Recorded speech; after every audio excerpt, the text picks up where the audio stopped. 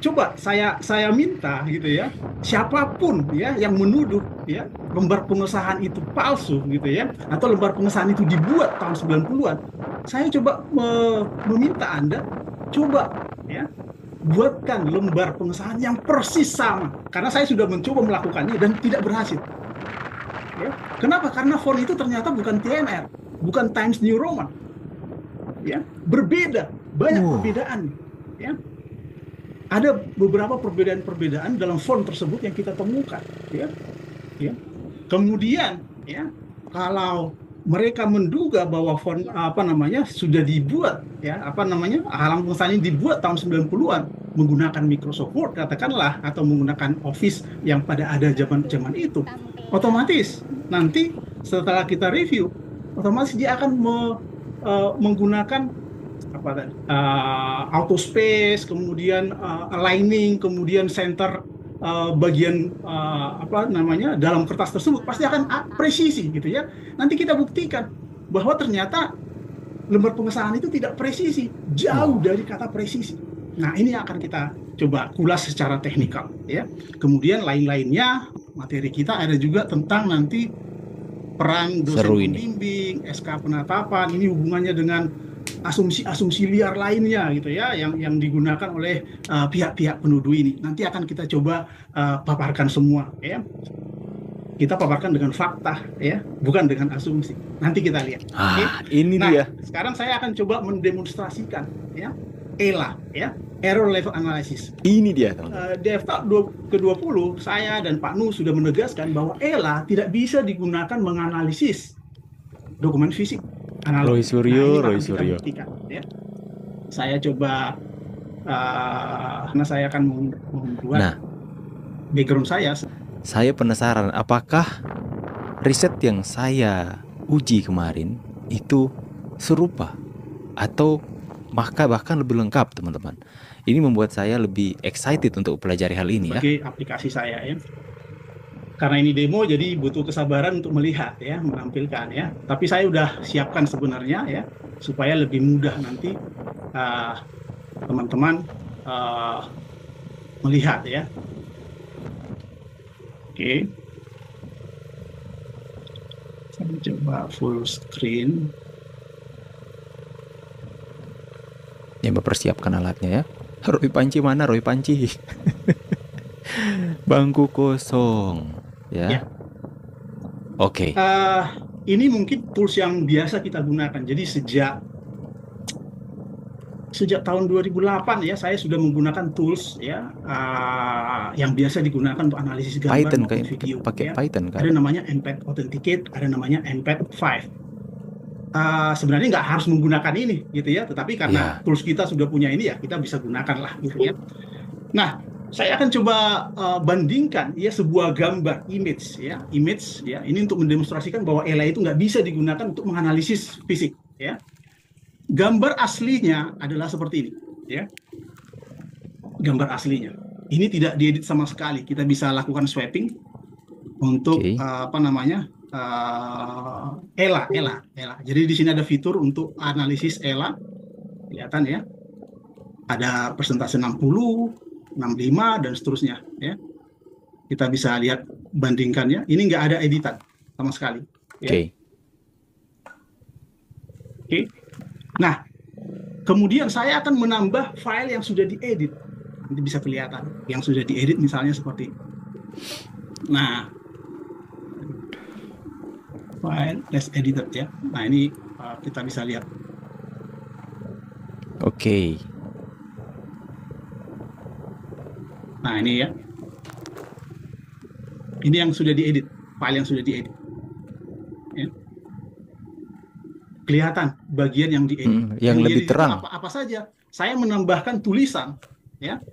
Saya menambahkan tulisan. Jadi di sini saya coba proses. Saya menambahkan tulisan di sini. Kemudian saya melakukan namanya cut and paste. Gambar ibu yang ada di sini, ya. Saya paste di sini. Analisis ELA ini juga ya. Kapan sih SK penetapannya? Kapan sih SK pengukuhannya? Ada semua lengkapnya. Bahkan sudah diberikan ke Barreskrim. Cuman karena nggak ditunjukkan, itu masih digoreng-goreng terus, ya.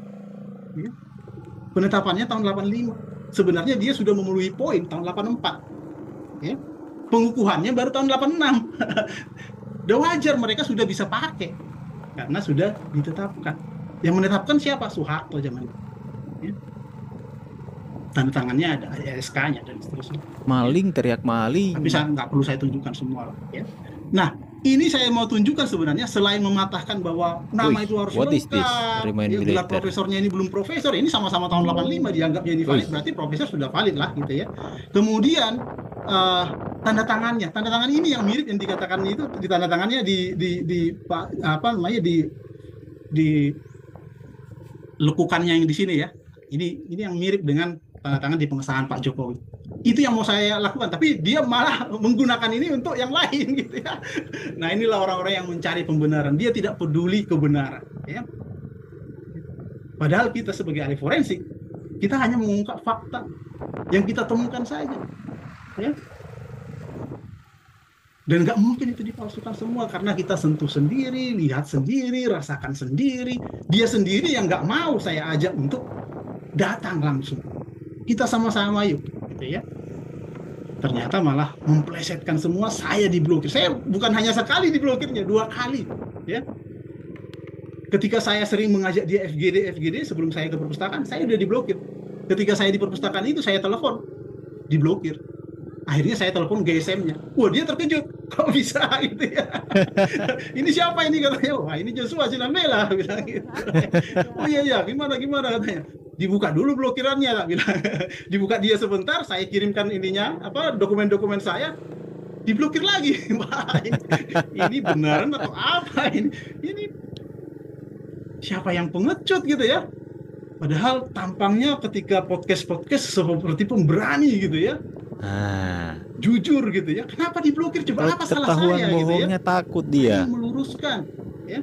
Saya nggak teror dia kok. Berapa kali sih saya WA saya nggak pernah telepon dia kecuali itu saja ketika ingin diskusi terkait temuan saya itu setelah saya kirimkan dokumen-dokumen itu ya. Setelah itu saya diblokir. 2 kali diblokir. Ajakan ketemu bukan hanya itu saja, bukan hanya saya saja. Pada saat tanggal 15 April di UGM, ya, teman-teman UGM udah ingin mempertemukan saya dengan dia, tapi mereka tidak mau. Ya. Mereka lebih prefer ya mendatangi media, mendatangi massa yang ada di sana pada saat itu. Nah, ya ini saya udah berikan semua ya. Nah, teman-teman ya, makanya kemarin Rismon ngomong apa yang terjadi ke depan gitu ya. Mudah-mudahan masih kuat gitu ya. Semua tindakan itu ada akibat. Konsekuensi, betul akibatnya. Mungkin itu ya saya kembalikan mungkin ke Mbak Atina. Ya. Baik, Mas Joshua, masih banyak yang bertanya-tanya mengenai SK ijazah ini. Jadi teman-teman DF, jadi tidak perlu lagi pakai lembaran surat ini.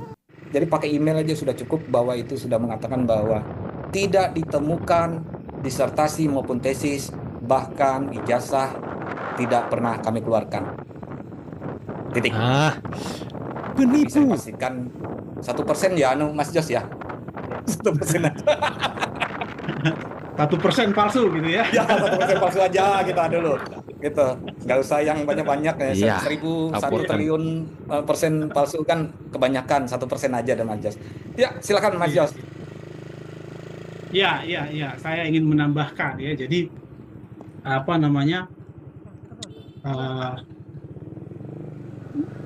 sering orang-orang sana menyatakan ini kajian ilmiah, ini kebutuhan akademik gitu ya.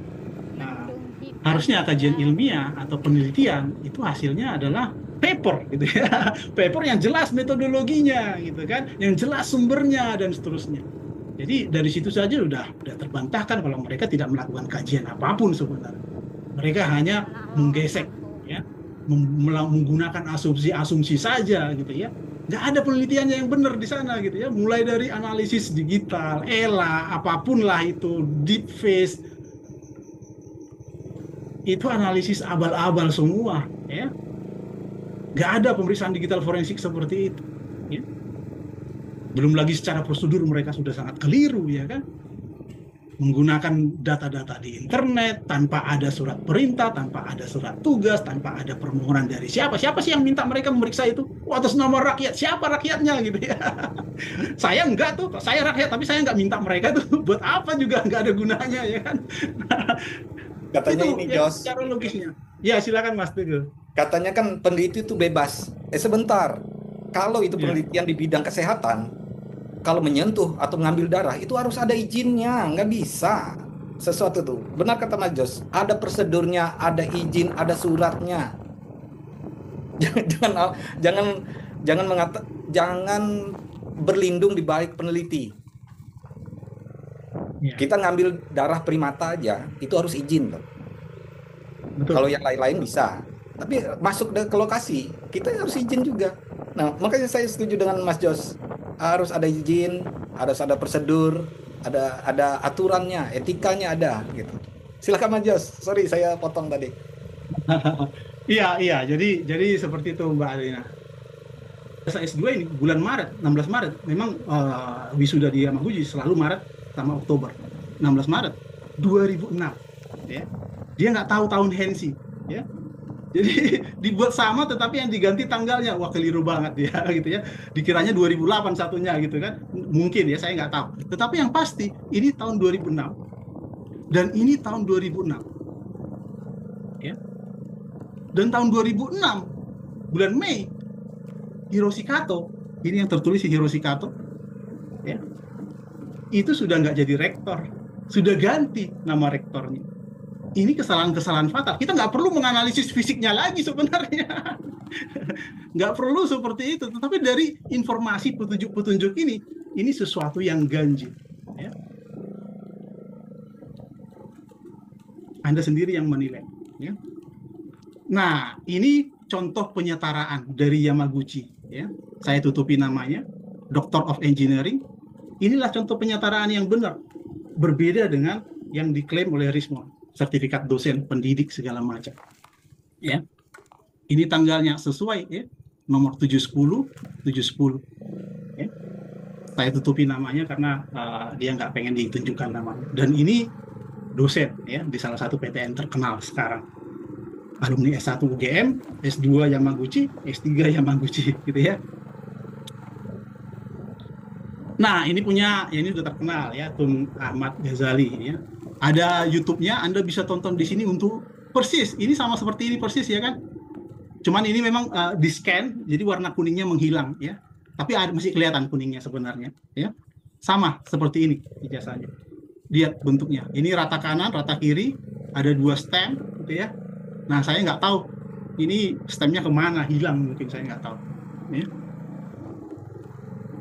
Nah, ini yang dari orang apa namanya kemarin, orang Mesir kalau nggak salah ya. Ini versi bahasa Inggrisnya, ya, alfabetnya. Mas Jos, Ini contoh yang lain, ya, contoh yang lain. Silakan, Mas Teguh. di bagian transkrip bagian bahasa Inggris yang di atas. Nah, itu kan ada watermarknya. Ya, di dalam ini ada watermark. Ya, itu Ada pasti nggak watermarknya. bisa dipaksakan. Setiap ijazah, setiap transkrip itu ada watermark untuk melindungi sebuah dokumen yang ada di Jepang. Mungkin itu Mas Jos sedikit ya. Maaf saya Iya, jadi di sini ya, setelah kita teliti dari file original yang diupload dari sana itu ada bisa kita munculkan watermarknya ya, sama seperti logo di sini nanti yang munculnya. Jadi itu mungkin ya proteksinya. Selain cap yang di sini, tanda tangannya yang dalam huruf Inggris ya. Cap-cap yang di sini juga sangat sulit untuk ditiru gitu ya. Nah, ini sudah kelihatan banget perbedaannya dengan yang ditunjukkan oleh Rismon. Ini contoh ijazah dari Osaka, ini punya Ade ya, Pak Ade Kurniawan, ini ahli forensik yang kemarin kita undang juga, kebetulan masih berhalangan.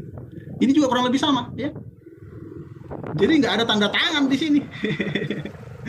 Ijazah kanji kok ada tanda tangan seperti tanda tangan apa namanya biasa, itu enggak. Jadi berbeda banget.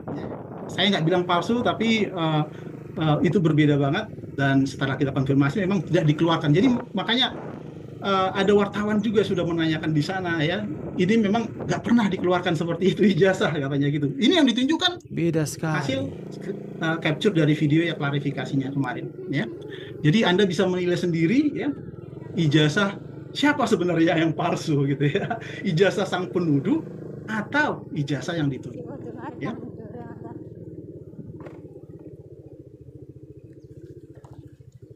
Oke, mumpung masih terkait ini ya sebelum kita akhiri.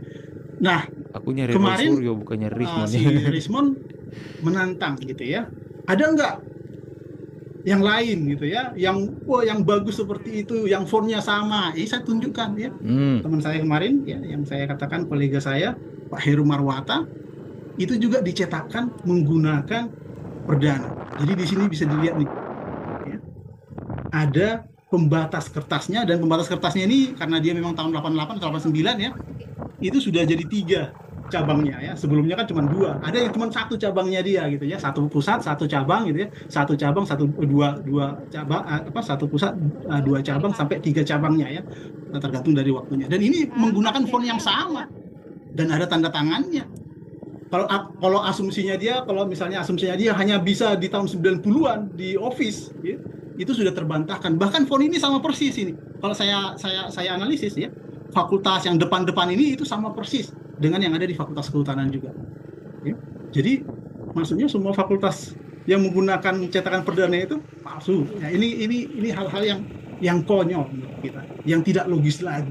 Gitu ya. Ini ada orangnya, ya. Hanya nggak ada foto wisudanya, ada orangnya di sini. Ya. Dan mungkin sekarang lagi menonton juga. Ya. Ini kolega saya waktu di UGM. Ya, kebetulan dia memposting juga ijazahnya ketika ribut-ribut tersebut. Saya, wah ternyata di perdana juga Pak. Oh iya Mas katanya. Bisa, pasti ada, fisiknya juga ada ya. Jadi ini nggak mungkin kita rekayasa juga, dan ini ada tanda tangannya juga dan fontnya juga sama ya. Nah memang beda, setiap fakultas mungkin ada yang mewajibkan semua tanda tangannya, tapi mungkin ada yang enggak ya. Tergantung dari fleksibilitas dari setiap fakultas, karena setiap fakultas Semua bisa ijazahnya juga dipatahkan. ada perbedaan-perbedaan ya. Ada yang menampilkan nomor nomor fakultas, ada juga yang tidak, dan seterusnya ya. Jadi kita harus lihat ya, zaman itu gitu ya, percetakan itu mahal ya, tidak semua mahasiswa mencetakkan halaman pengesahan dan seterusnya. Nah itu juga yang dijadikan apa sama si Rismon ya, wah ini loh ijazah yang asli halaman pengesahannya karena mesin ketik. Itu hanya contoh saja saya tunjukkan, bahkan contoh itu sebenarnya untuk menunjukkan bahwa yang mana tadi saya coba lihatkan ya, Facebook saya.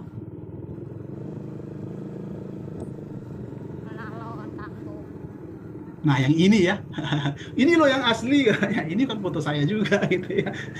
Saya ingin menunjukkan bahwa meskipun namanya nggak lengkap, Sunardi ya, Sunardi apa macam namanya, dia juga tanda tangan.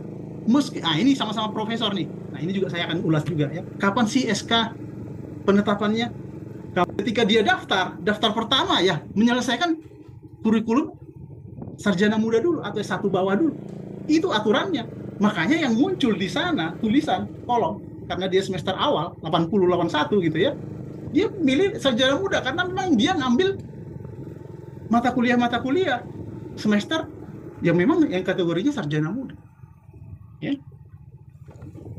Setelah 6 semester ya, baru dia mengambil 40 SKS untuk mengambil program sarjana. Nah di sini mungkin saya kasih tunjuk ya, jadi transkrip, tetapi saya sudah tutupi ya, semua nilainya menunjukkan ya, Joko Widodo menyelesaikan 120 SKS untuk sarjana muda. Memang agak buram di sana, sengaja saya buat ya. Kemudian 40 SKS untuk sarjananya. Jadi S1 bawah dan S1 atas sarjana. Jadi terkumpullah total 160 SKS. Ini udah cukup membantah yang sekarang lagi digencar-gencarkan oleh para penuduh tersebut. Dan di sini program akhirnya, ya, skripsinya jelas di sini, dan penilainya juga ada. Ya. Ada Pak Sumitro, Sofian, Pak Siagian, ya. Dan hasilnya sangat memuaskan. Kurang lebih seperti itu. Jadi jangan dibuat narasi-narasi, karena memang nggak ditampilkan semua pada saat gelar perkara tersebut. Ya, jangan jadi konyol gitu ya. Ketika Anda tidak mengetahui sesuatu ya, seperti Mark Twain bilang ya, orang bodoh itu bukan tidak hanya kurang pengetahuan gitu ya. Memang mereka kurang pengetahuan karena merasa tidak mengetahui apapun gitu ya tentang itu. Dia hanya melihat bagian-bagian yang merasa itu bisa dijadikan pembenaran bagi mereka. Jadi mereka punya kebenaran sendiri gitu ya. Nah, itulah yang nanti diulang-ulang terus. Saya lucu saja gitu ya. Kenapa analisisnya berpindah lagi gitu ya. Nah, itu mungkin sebagai tambahan ya sebelum saya beralih ke ijazah Rismon. Nah, sekarang saya coba menunjukkan ya, tadi sudah dibahas oleh Mas Roni Teguh ya terkait dengan ijazah Rismon. Karena banyak pertanyaan-pertanyaan ya. Kenapa? Karena saya sudah sempat ya mempublikasikan ya respon dari Yamaguchi terkait dari ijazah si Rismon ini ya. Dan itu real ya. Nggak ada rekayasa di sana. Saya bisa tunjukkan email saya bahwa itu desain ditandatangani ya secara digital ya, ada SPF, ada DKIM, ada DEMARC, itu menggunakan server mereka yang mengirimkan ke saya gitu ya. Nah, tetapi oke lah, itu sudah saya sampaikan. Sekarang kita coba lihat kredensialnya ya, kredensialnya. Saya nggak akan membandingkan saya hanya membandingkan ijazah yang pernah ditunjukkannya. Nanti teman-teman di sini atau pemeriksa semua itu menilai sendiri ya, apakah ijazah ini asli atau tidak gitu ya. Kenapa? Karena kami sudah menemukan ya banyak ijazah-ijazah bahkan dari fakultas yang sama dari Yamaguchi ya. Dan itu sangat berbeda jauh ya. Mungkin nggak perlu pakar telematika hadir di sini gitu ya untuk membandingkan itu seperti yang dilakukan dia kemarin di iNews gitu ya. Membandingkan ijazah Jokowi yang udah sama plek gitu ya. Itu nggak perlu seperti itu. Mungkin anak SD pun bisa membandingkan nantinya mana perbedaannya ya. Jadi kita semacam teka-teki lah ya. Oke, saya tunjukkan ya.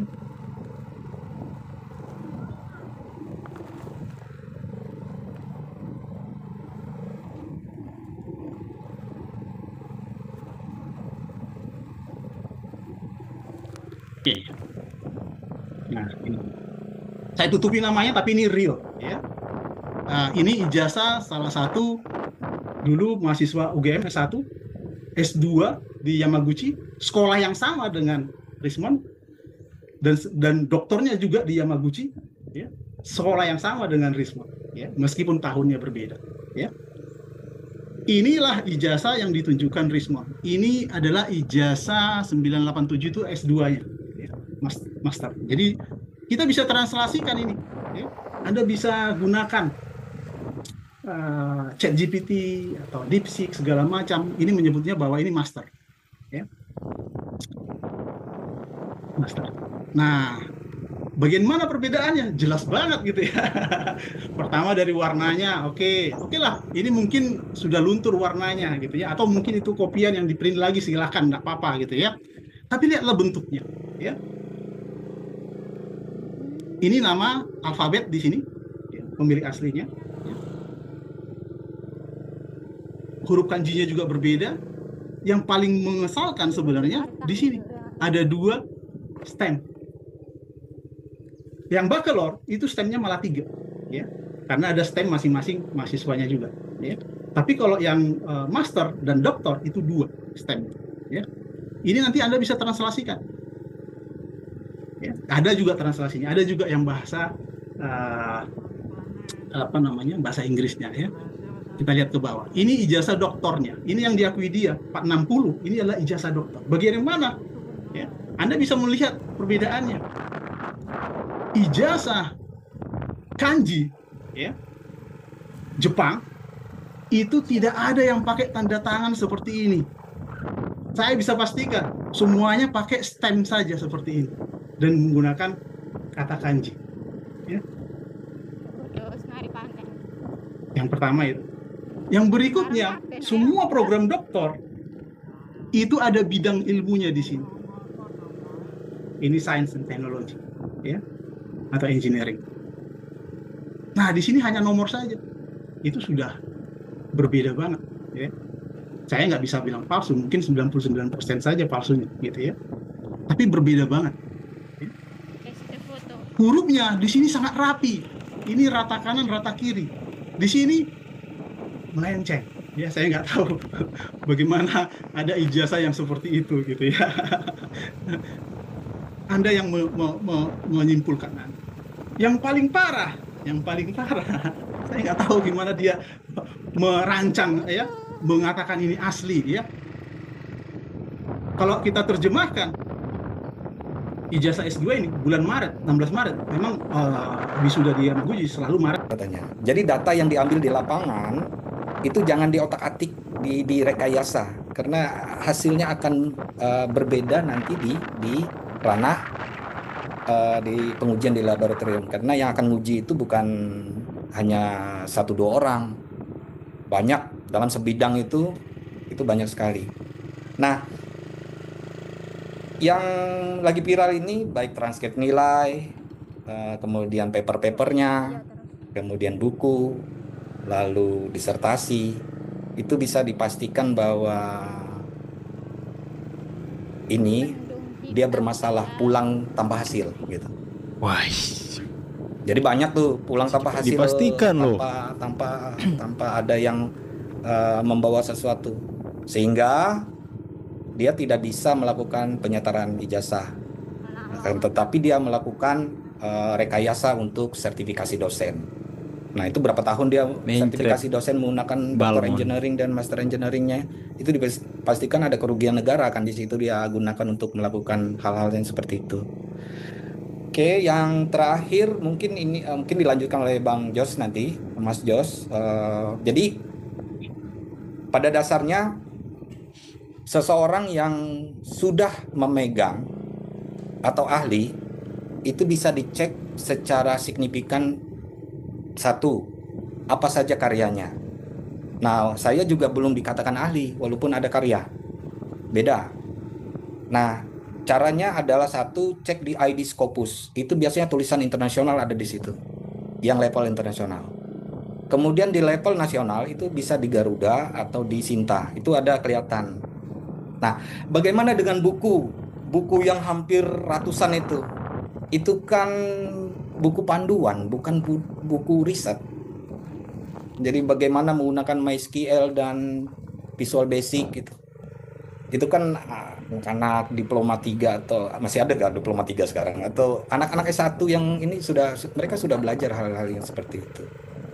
Nah, jadi yang kita temukan banyak hal yang keganjilan dari baik itu jasanya, karena tidak sama dengan yang otentik dengan yang beredar di sesama alumni di Yamadai.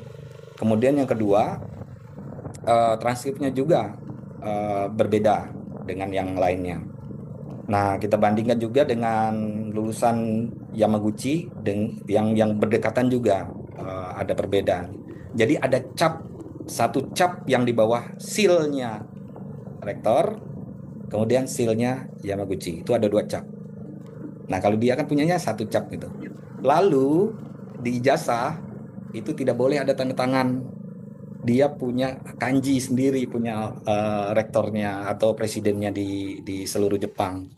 Dan ada seal capnya, dan itu tidak mungkin dipalsukan karena mereka punya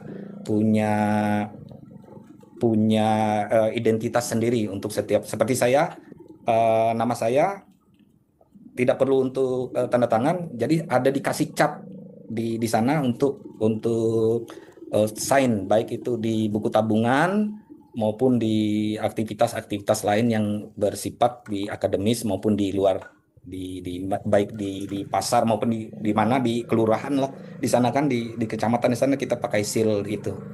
Mungkin itu, Mbak Antika. Baik Pak Roni. Mas Joshua, tanggapan Anda, karena sebelum kita nanti kembali ke analisa forensik gitu ya, tentang tuduhan skripsi dan juga ijazah Presiden ke-7 Joko Widodo. Sebelum itu kita mau bertanya nih, bahwa ternyata kredensial penuduh ini kita pertanyakan sekarang. Silahkan. Iya. Ya, memang sejak awal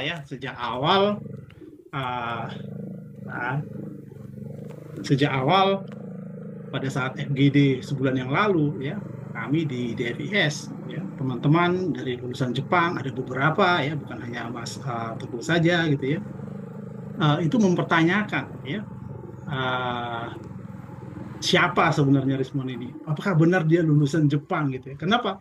Karena menurut hemat mereka pada saat diskusi di FGD itu tidak ada lulusan Jepang yang seperti itu gitu ya, yang apa namanya dengan kasarnya menuduh orang lain segala macam gitu ya.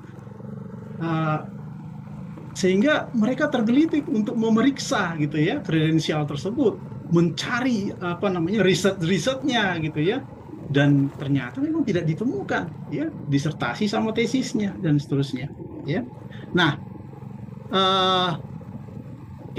sebelum masuk ke Rismon ya, saya ingin tadi saya coba baca chat-chat di mana di YouTube ya, saya tergelitik sebenarnya ya, karena Rismon mengganti targetnya sekarang ya, mengganti targetnya kemarin apa namanya yang diulurkannya kemarin ijazah awalnya, kemudian sekarang halaman pengusahaannya ya, kemudian apalagi hasil apa namanya gelar perkara yang diberikan oleh Bareskrim yang dimunculkan di layar-layar itu. Nah, dia masih mengira bahwa Jokowi hanya lulus sarjana muda gitu ya. Nah, ini yang dulu mau saya sampaikan sebelum kita nanti bahas Rismon. Nanti saya tunjukkan semua ijazah-ijazah yang ada dari Yamaguchi, orang-orang Indonesia ya, yang kita bisa bandingkan nanti dengan ijazah yang ditunjukkan dia ya. Wah, saya masuk ini ke sini dia. dulu, ya. Jadi di aturan kurikulum program S1 ya, di dalam petunjuk program S1 Fakultas Kehutanan itu sudah jelas ya.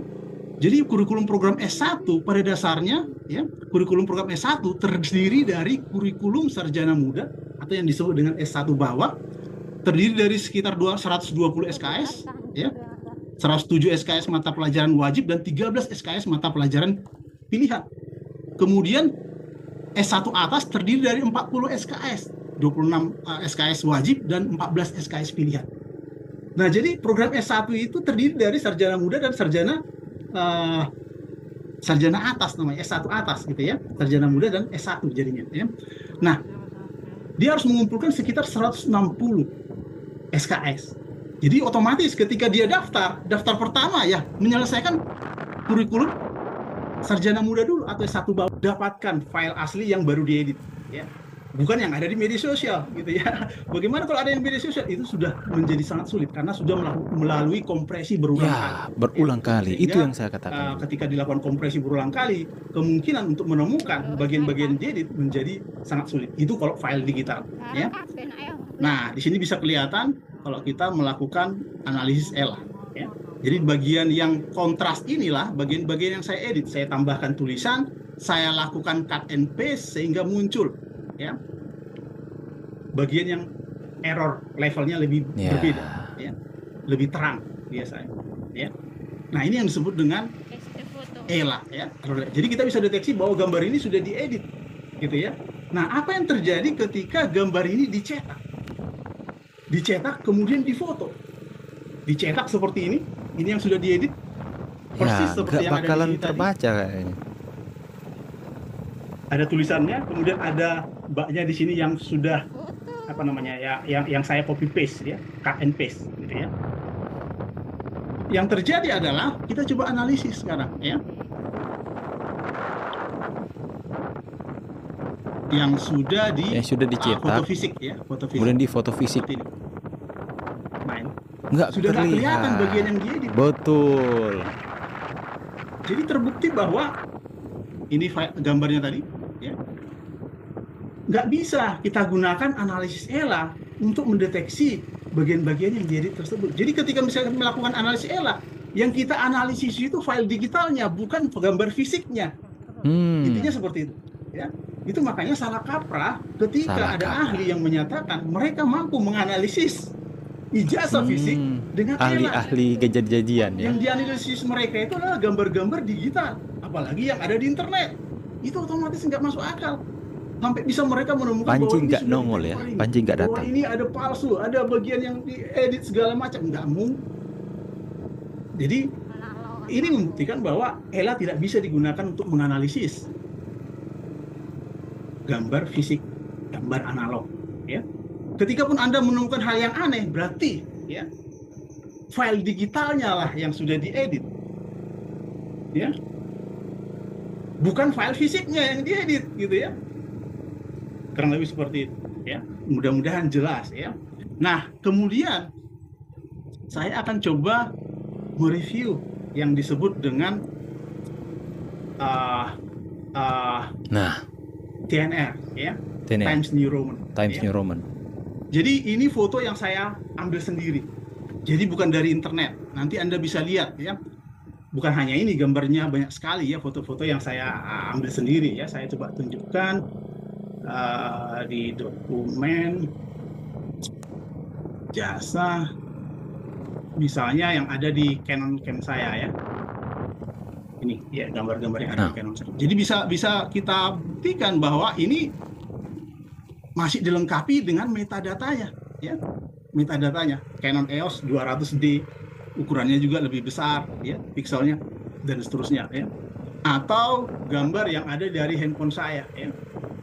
Dari handphone saya. Jadi ini gambar-gambar yang asli yang saya shoot menggunakan handphone saya. Ada banyak dan nggak semua memang saya share di Facebook saya ya, dan kemungkinan nanti akan hilang itu dari Facebook saya karena kalau nggak salah Facebook, terutama video ya, video itu umurnya cuma 1 bulan kalau nggak salah kalau di Facebook ya. Nah misalnya yang mana ini ya, ya semuanya ya, semua ini kelihatan ya, kelihatan metadatanya. Nanti kita lebih kelihatan lagi ketika kita menganalisis. Ini kan aplikasi viewer aja ya. Kita analisis menggunakan tools yang ada di sini. Nah, di sini ada tools ya. Kita gunakan namanya Advanced File Info ya. Nah, di sini ada media info, fprop, ada beberapa parameter yang bisa kita tampilkan, terutama exif tool. Jadi di sini lebih jelas ya. Kelihatan parameter yang digunakan oleh kamera saya pada saat mengesut ya gambar ini. Jadi ini gambar real, asli, bukan yang ada dari media sosial, bukan yang ada dari Facebook. Kalau Anda download file-file saya yang ada di Facebook, itu otomatis metadatanya sudah hilang. Karena Facebook otomatis melakukan kompresi. Ya. Facebook akan meresize ukuran dari setiap gambar yang di sana. Nah, gambar ini ukurannya sangat besar, ya. Bisa kita lihat di sini ukuran image size-nya seperti ini. Anda nggak mungkin menemukan file originalnya di media sosial, ya. Meskipun saya pernah kirimkan ke WhatsApp, WhatsApp-nya saya nggak kirim sebagai dokumen, tapi saya kirim sebagai image. Yes. Hasilnya otomatis dikompresi lagi. Tidak akan menunjukkan metadatanya nantinya. Karena apa? Karena akan di override atau akan dikompres ulang oleh si WhatsApp, ya. Oke. Nah, ini handphone saya, bisa kelihatan nanti handphonenya pakai apa. Handphone saya handphone murah ya, pakai MediaTek ya, Itel ya. Saya nggak promosi ya, tapi itulah handphone yang saya gunakan untuk memfoto kemarin ya. Bisa kelihatan di sini create date-nya. Ada Rismong tadi ya. Apa lagi? Balmong. Atau yang ini lagi nih bagian di sini ya. Kita bisa bandingkan kalau di sini presisi ya. Ini yang saya buat menggunakan Times New Roman. Menggunakan hukum kertasnya 210 ya, benar. 210 mm ya. Oh, nggak masalah, itu hanya referensi aja, referensi ya. Oh, ini 210, ini berapa? Nah, itu bisa ya saya tadi keliru. Saya buat sentimeter, tapi sama-sama sentimeter saya kira enggak masalah. Ya, yang penting referensinya benar, sama ya. Saya hanya menunjukkan perbedaan antara jarak ya, sehingga tidak persis center ya. Ya. Itu bisa kita revisi juga nantinya, tapi sama aja hasilnya ya. Jadi tadi di sini ada tadi yang mengoreksi saya buat 210 cm, yang benar 210 mm ya. Tapi itu cuma referensi aja supaya angkanya muncul ya. Supaya angkanya muncul, karena untuk mengukur angkanya kita harus buatkan referensinya ya. Ini harusnya sentimeter ya. Kita bisa edit juga sebenarnya ya referensinya tadi. Measure yang ini ya. Ini cuman istilah aja, ini milimeter ya, cuman istilah aja, nggak ada pengaruh lah sama yang lain. Atau kita bisa mengukur juga secara manual misalnya ya. Oh, ini ke sini berapa sih? Ini ke sini, ke P, huruf P ini kelihatan ya. Jadi berapa ini angkanya? terlalu kelihatan. Sama 11,56 di sini ya angkanya ya. Nah, kita coba sekarang mengukur yang sini. Ke sini. Itu cuma 4,95, jadi hampir setengahnya. Jadi ini udah nggak center. Word processor nggak mungkin, ya jaraknya sedemikian jauh misalnya.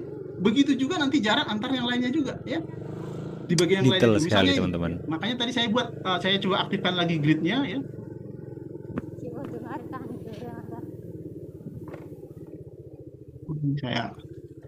Ini surnya saya matikan aja. Nah ini gridnya, bisa kelihatan juga di sini. Ya.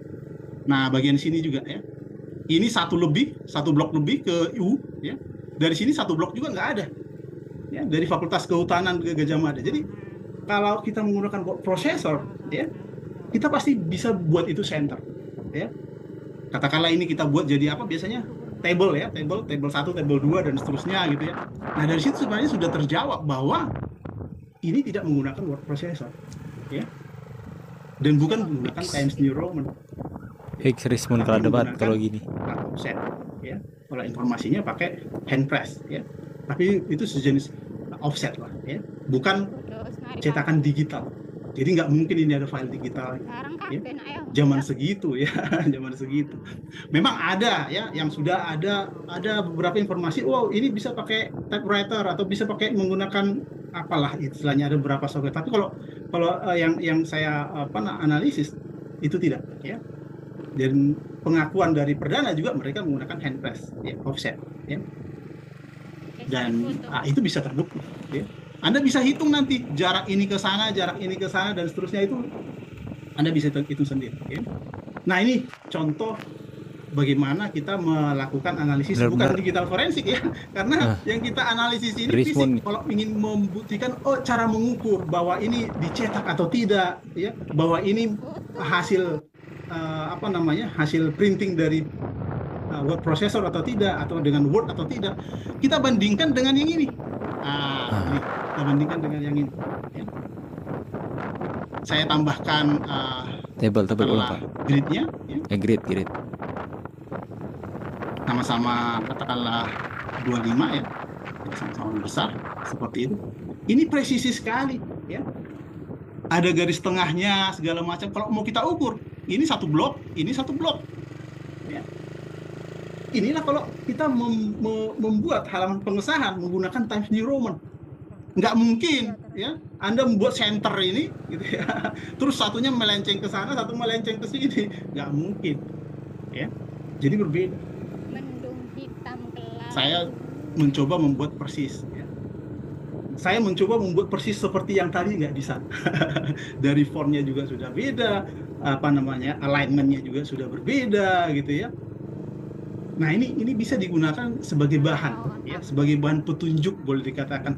Nggak bisa jadi bukti, ya. Analisis yang tidak menggunakan barang bukti aslinya, ya, raw datanya atau fisiknya, itu hanya digunakan sebagai petunjuk. Sama seperti kita menganalisis nanti ijazah, misalnya ijazahnya Rismon, gitu ya. Itu bukan bukti yang valid, ya. Tetapi kita bisa lihat, benar nggak lulus tahun sekian, benar nggak ada wisuda tanggal sekian, benar nggak itu nama presidennya, gitu kan. Benar nggak huruf kanjinya seperti itu? Itu nggak masalah, itu jadi petunjuk. Nanti bisa kita buktikan. Ya. Oke. Mungkin itu sementara ya dari saya, Mbak. Silakan di. Saya nggak sabarnya dia mau bahas ijazah. Telah dipatahkan dari para penuduh. Saya ingin tahu dari sisi Anda sebagai praktisi, apakah narasi ini terus digulirkan? Apakah mereka betul-betul tahu mengenai digital forensik atau mereka hanya sekedar cocok logi saja? Iya. Jadi menurut saya, jadi kebanyakan mereka menggunakan asumsi ya. Jadi istilahnya cocokologi ya. Jadi mereka, terutama Rismon di awal ya. Jadi ketika Rismon mendapatkan satu skripsi saja, dia melihat, wah ini modern sekali gitu kan. Wih. Ini persis ini kayaknya printer inkjetnya dia zaman dulu mungkin hasilnya seperti itu gitu ya. Jadi dia merasa, wah inkjet kan tahun sekian, ini tahun 85 kok bisa gitu kan. Nah asumsi-asumsi lah yang dia gunakan, bukan forensik ya. Forensik dokumen itu nggak bisa menggunakan gambar-gambar yang ada di media sosial. Dan dia mendapatkan gambar itu dari media sosial. Dia tidak merasakan sendiri, tidak meraba, ya. Kelihatan sebenarnya itu hasil dari hand press, ya. Saya meraba sendiri, melihat sendiri, saya tekan-tekan mulai dari halaman sampul sampai halaman semua daftar isi sampai ke belakang, ya, sampai nanti ke bagian penutup, bibliografi segala macam. Makanya, ya, nanti ada yang banyak sering sekali dibicarakan juga ya di media sosial itu peran Pak Kasmujo, ya. Deskripsinya katanya, Roy Suryo mengatakan tidak ada Kasmujo deskripsinya gitu ya. Itu salah besar sebenarnya ya. Kenapa? Karena mereka nggak baca dari awal sampai akhir skripsi ini. Tapi merasa Pak Kasmujo nggak ada di situ gitu ya. Padahal ya deskripsi Pak Jokowi itu jelas di bibliografinya ada ya referensi buku atau karya dari Pak Kasmujo. Ini ya sama sekali mereka tidak pahami. Gitu ya. Bayangkan ketika Anda membuat skripsi gitu ya, dan Anda mengadopsi, hanya di sana ada pulpen ya. Pulpennya ukurannya katakanlah 25 cm gitu ya. Nah, kemudian ada benda-benda lain di sana ya. Baik itu 3 dimensi maupun 2 dimensi, kita bisa mengukur dengan mudah benda-benda yang ada di sana nantinya dengan adanya referensi itu. Nah, di sini referensi yang bisa kita fixkan misalnya apa kira-kira? Ya. Mungkin kita nggak pernah mengukur, saya juga sama sekali nggak pernah mengukur, meskipun oke lah ini A4 karena rata-rata skripsi menggunakan A4 ya, itu hanya untuk mempermudah saja ya. Kertas A4 kalau nggak salah 210 cm kali 297 ya kalau nggak salah ya. Nah kita menggunakan pengukuran itu lebih mudah ya. Jadi saya akan coba aktifkan di sini ada namanya measure ya. Perbesar ini Karena ini 3 dimensi, untuk membuat supaya persis seperti itu. Pasti nggak akan bisa. Ya. Pertama, Anda bisa lihat juga Times New Roman A-nya seperti ini. Oke. Ya. Ini baru A aja, A-nya saja kita lihat, gitu ya. A. Sedangkan di sini A-nya seperti apa? Coba lihat. Ya, A-nya betul. ada topinya, ya. Dan banyak sekali perbedaan yang lain. Ya. Anda bisa mencermati itu dan sebenarnya kelihatan ya, karena file saya ini resolusi tinggi, ya. Saya coba hilangkan gridnya tadi, ya. Bisa kelihatan di sini sebenarnya tidak rapinya. Yes. Ada yang naik. Ini atas, difoto ada yang langsung di ya bawah, skripsinya dan ya, seterusnya, teman-teman ya. gitu ya. Karena memang zaman itu tidak ada word processor, ya. Ya. Huruf S-nya juga beda. Tidak Huruf rapi H-nya teman-teman. juga beda, Naik, ya. dia Makanya turun. Anda nggak akan bisa ya mencetak, buatkan ya, menggunakan Office berapapun Anda buat persis seperti yang ada di sini. Ini persidangan langsung Kalau ada, dipatahkan si silakan Rismon nanti, ini. ya, bisa menghubungi kita. Ya. Kenapa? Karena font ini itu font cetakan, bukan font dari word processor, ya. Dan bukan TNR yang pasti, ya, bukan Times New Roman. Memang mirip. Sama seperti yang ChatGPT bilang ya. Kan 100% kemarin saya cek ke Yamaguchi Daigaku, yaitu universitas di Yamaguchi.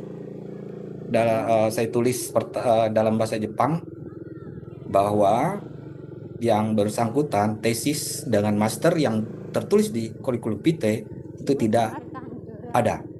Nah, ingat di Jepang itu sewaktu dia menerima suatu informasi dia mengevaluasinya bertingkat. Dia cek ke satu sistem, kemudian ke fakultasnya, bahkan ke departemen jurusannya, dan itu tidak ada ditemukan sama sekali. Sehingga waktu Mas Jos mengirim salah satu ijazahnya, itu yang menarik karena ijazahnya ini ijazah Jepang itu 1 berbahasa kanji, 2 berbahasa Inggris. Jadi kalau mau ngedit yang bahasa Inggrisnya aja yang nipu-nipu lah gitu lah. Tapi kalau kanjinya itu punya presisi dan punya autentikasi dan punya sangat sulit untuk dilakukan modifikasi, dan mereka punya standar untuk pengecekan itu. Nah, dicap basah katanya kemarin, cuma kertasnya kan warna putih tuh ya, warna putih. kertas di Yamaguchi itu warna kuning. Nah, transkrip yang asli untuk seluruh universitas itu biasanya kan ada kolomnya, ada nama, tempat tanggal lahir, Ada foto. ada nomor mahasiswanya, Seru nih. kemudian ada subjek course-nya yang diambil, di sebelahnya ada tahun yang diambil, kemudian di sebelahnya lagi ada nilainya, baru dicap di bawahnya. Nah, yang kemarin itu kan agak lucu juga, maksud saya agak aneh sedikit saya melihat karena tidak sama dengan transkrip nilai yang biasa kami gunakan. Nah, itu transkrip nilai yang tahun-tahun dulu juga sama formatnya gitu. Nah, bagaimana dengan yang Terbongkar. nah, karena dia tidak ada ijazah, akhirnya kan tidak melakukan penyetaraan luar negeri ya. Penyetaraan luar negeri. Nah, penyetaraan luar negeri bagi dosen seperti saya atau bagi lulusan luar negeri yang ingin itu biasanya dicek di Iya, taruh. dikti. Biasanya dicek satu paspornya. Kalau saya dulu pakai paspor biru Mendung hitam karena gelap. kedinasan. Kemudian 2 abstrak. Lalu yang ketiga kopi dari ijazah Jepang dengan bahasa Inggris, transkrip nilai, lalu disertasinya itu sendiri, dan surat penerimaan pertama kali sebagai student dari sensei, letter of accepting ya. Nah, itu dilampirkan. Nanti ada keluar surat penyetaraan. Nah, yang ditampilkan kemarin itu serdos, sertifikat dosen, beda ininya, beda pemakaiannya. Kalau sertifikasi dosen itu pengecekannya adalah universitas yang menjadi penilai. Kalau luar negeri di dikti itu mereka akan mengecek ini jurusannya ada tidak.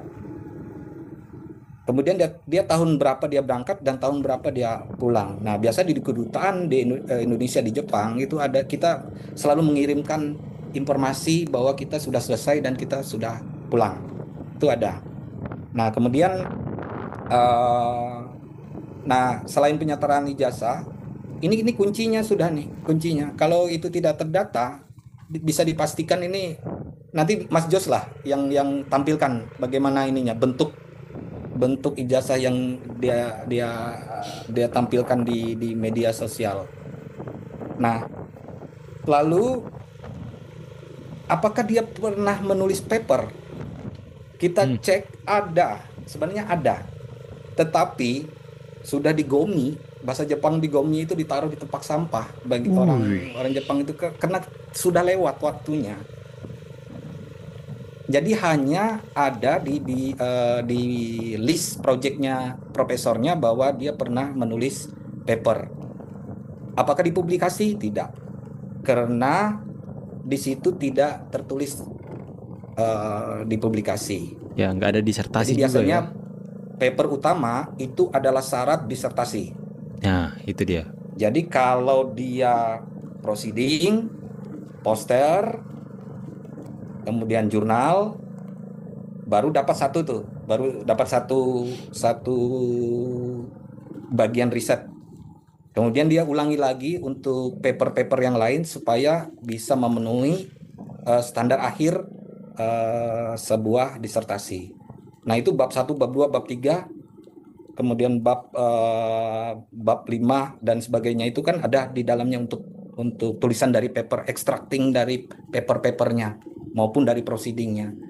Nah, bisa dibayangkan hanya satu proceeding itu bisa menulis paper, sementara paper dan proceedingnya bertolak belakang. Satu tentang image processing, satu tentang kripto, nggak nyambung. Tuh. Ya. Nah, terus yang ini, bagaimana dan bukunya? Buku-buku yang ditulis dalam ini. Bagi orang Jepang, kalau kita berkontribusi, mereka menghargai kontribusi kita. Misalnya hanya di tenaga lapangan saja ya, untuk memasang satu alat modem atau memasang kalau di bidang pertanian kehutanan itu ada alat peraga di situ, kemudian diukur segera Pareto, ketinggian tanahnya. Nah, kita berkontribusi, biasanya kita dimasukkan dalam papernya, penulis 3 ke 4. Nah, di buku tersebut dia memang ada berkontribusi, akan tetapi itu kan penulis ke-3 dan ke-4 jauh sudah. Nah, bagaimana yang pembimbingnya penulis ke-4, penulis ke-5 misalnya? Profesor itu adalah bertanggung jawab apapun yang keluar, baik itu tulisan maupun riset yang di dalam laboratorium. Nah, jadi beda ya, ini beda caranya mereka mempublikasikan sebuah karya ilmiah itu sangat teliti dan tidak akan pernah typo maupun datanya itu. Kalian bisa ketik DF Talk #21.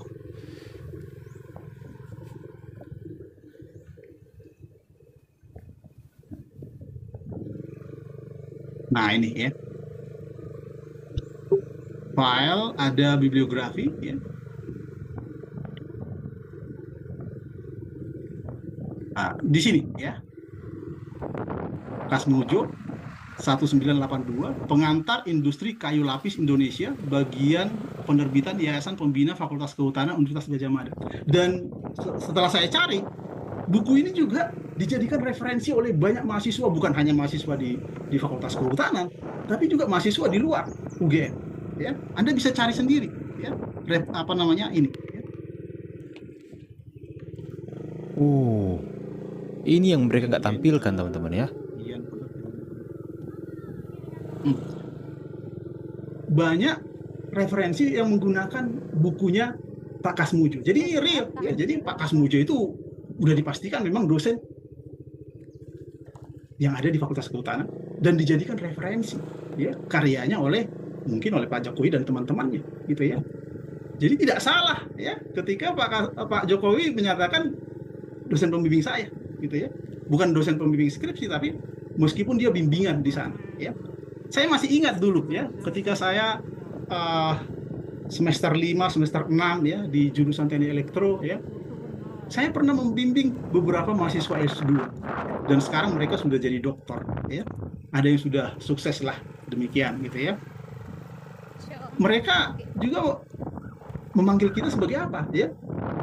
Ya, mereka sangat menghargai kita ketika kita bisa membimbing mereka, membantu mereka mengerjakan tugas-tugas mereka berhubungan dengan hal-hal teknis dulunya, ya. Dulu tentang IT, networking, mail server, web server, segala macam lah, ya, gitu ya. Nah, siapapun bisa membimbing mereka, nggak harus dosen pembimbing yang tercantum dalam secara resmi, ya, membimbing skripsi, ya. Nah, ini mungkin yang perlu saya tambahkan, gitu ya.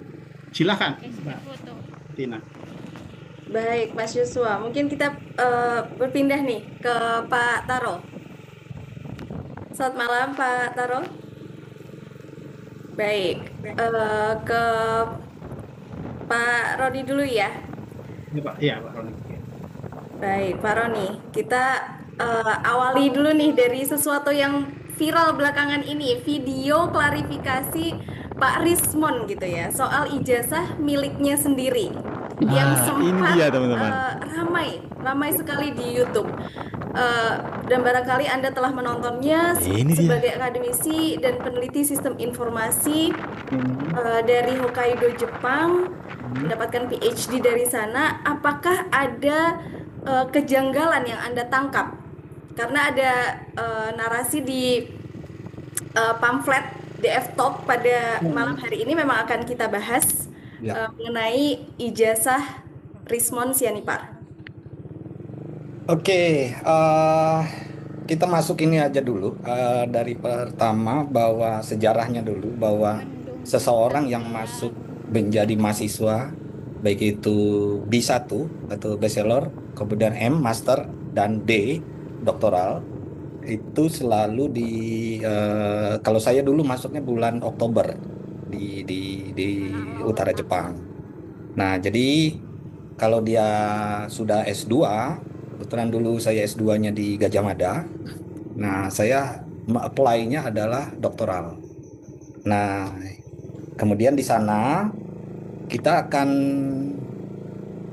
diuji karena terkait dengan bidang riset kita yang akan kita lakukan di laboratorium. Biasanya kalau ada ketidakmampuan, grade kita diturunkan. Atau kita masuk dulu jadi research student, baru dia masuk ke doktoral. Nah, kasusnya saya dulu langsung masuk ke doktoral. Jadi 3 tahun pas harus sudah selesai, karena beasiswanya 3 tahun saja. Nah, terkait dengan yang lagi viral ini, ada banyak hal yang saya lihat, menurut saya, salah satunya adalah bagaimana orang ini, yang penuduh ini atau yang viral inilah, Nah, memiliki ini hanya dia. satu proceeding. Proceeding itu tingkat kasta paling rendah dalam sebuah penelitian, karena dia hanya menampilkan data baru yang belum bisa dijadikan paper utama. Nah, proceeding ini itu ditulis tahun 2006, saya cek itu. Nah, setelah itu dia hanya memiliki paper yang menjadi penulis keempat atau ketiga. Wih, terima kasih bahkan Kak yang Yunita kelima, yang sawerannya. saya mohon maaf kalau nanti Berkah dikoreksi selalu aja. ya Kak. Yang jelas tulisannya itu nomor 4. Nah, biasanya penulis nomor 4 ini penulis pembantu lah, ya kita bilang kan. Hanya misalnya bantu-bantu, kadang-kadang ngedit-ngedit, kita tulis ngedit thank you gitu aja sudah dimasukkan kadang-kadang dalam laboratorium. Yang menjadi penulis utama itu adalah the first author. Itu penulis pertamanya, karena dia bekerja dari menganalisis, menulis, kemudian memverifikasi sampai nanti disodorkan ke profesornya atau senseinya. Tapi kebiasaan kita yang Mbak Tika, kalau senseinya bilang honto nih gitu, kalau sudah benar kan nih katanya itu, kita Honto cek nih, ulang lagi, biasanya dalam satu Naruto. di kelas laboratorium. Jadi dicek lagi tulisan dan sebagainya, dan itu dalam 1 minggu bisa sampai 1, 2, 3 kali hanya untuk berdiskusi. Nah, terkait itu juga saya juga melihat ini ada kecurigaan, bukan hanya curiga tapi sudah dipastikan 100%. Kemarin saya cek ke Yamadai. Bisa kelihatan di sini create date-nya tanggal 24 Maret ya, 24 Maret hampir jam 12 ya. Karena memang saya jam 11 ke sana ya. Jam 11 sampai jam setengah 1 kalau nggak salah ya. Jadi kurang lebih 1,5 jam lah ya. Saya memfoto-foto atau mendokumentasi di perpustakaan tersebut. Jadi dibukti bahwa ya ini dokumen saya asli, nggak ada orang lain selain saya yang memiliki dokumen yang memiliki metadatanya, ya. Jadi banyak orang harus, itu fotonya entah dari mana dapatnya gitu ya. Silakan saja ya. Ini bisa kita buktikan karena masih ada di perangkat saya, masih ada di kamera Canon saya ya. Nah sekarang kita ingin menganalisis apakah benar ini di-create menggunakan software-software canggih sejenis Microsoft Word gitu ya. Ini dia. Nah, pertama kali supaya lebih bagus tampilannya dan bisa kita lakukan pengukuran nanti ya, mengukur segala macam atau kita buatkan gridnya supaya kelihatan. Ini kita ubah dulu perspektifnya supaya seolah-olah kita dari atas gitu ya. Jadi perspektifnya kita koreksi dulu supaya ini berubah ya menjadi seolah-olah dari atas supaya dia kelihatan flat ya, flat seperti ini. Ini sebenarnya bukan forensik yang benar sebenarnya ya. Ini bukan melakukan forensik tapi melakukan analisis ya. Yes. Tapi bukan forensik. Kalau forensik kita harus ada dasar pemeriksaannya, tujuannya apa, segala macam. Nah, di sini kita coba melakukan analisis kurang lebih sama seperti yang mereka lakukan lah ya. Karena dari awal kita menyampaikan bahwa ketika mereka melakukan analisis menggunakan file digital itu tidak valid sebagai bukti. Ketika saya juga melakukan analisis melalui video ini, saya nggak bisa kita menyatakan bahwa ini asli atau tidak, nggak bisa. Atau melalui gambar saya ini, meskipun saya sendiri yang ngambil, gitu ya, itu nggak bisa. Ketika fisik ingin dianalisis, idealnya ya pakai fisik karena inilah originalnya. Ya. Digital forensik juga sama. Ketika itu ada gambar originalnya, harus originalnya yang kita, ketika dia born original, maksudnya dibuat pertama kali memang udah berupa sebuah gambar gitu ya, gambar digital. Nah, gambar digital itu baru bisa kita lakukan forensik. Tetapi kalau bornnya udah file fisik, karena ini kan dari fisik, ya, ini kan dari skripsi berupa buku, bukunya lah yang harus diperiksa. Ya, betul. Tetapi saya ingin melakukan analisis untuk mengoreksi, ya, untuk membuktikan bahwa ini tidak diproduksi dengan word processor yang canggih, ya, ya seperti yang diklaim oleh para penuduh tersebut, ya. Nah, yang pertama kita bisa lakukan zooming seperti ini, ya. Kemudian kita bisa melakukan namanya correct perspektif. Jadi kita, atau mau kita ulangi lagi bisa ya. Saya coba ulangi, saya buat file yang baru ya. Nama filenya image 2025034 ya. Jadi kita buat dari awal, ini sebenarnya sudah saya siapkan ya. Cuman oke lah ya.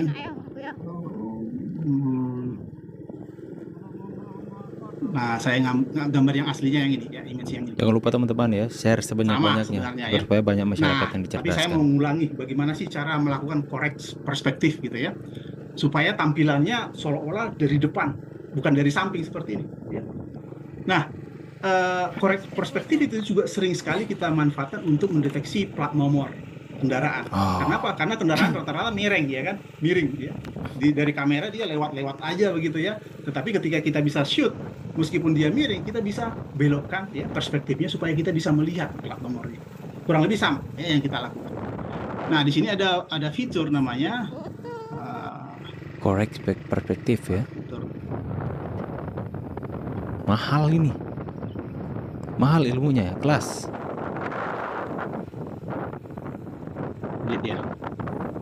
Edit ya, correct perspektif. Edit dalam artian bukan mengedit filenya ya. Jadi keunggulan dengan software forensik seperti ini ya, yang ini filenya tadi baru image loader, itu adalah kita bisa mempertahankan file aslinya meskipun kita lakukan berbagai filter ya, seperti misalnya filter untuk correct perspektif ini ya. Edit correct perspektif ya, saya ambil dari ujung ke ujung ini.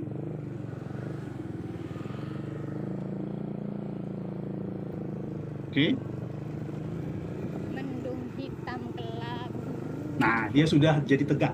Ya. Wih, Jadi perspektifnya sudah seolah-olah dari atas, gitu ya.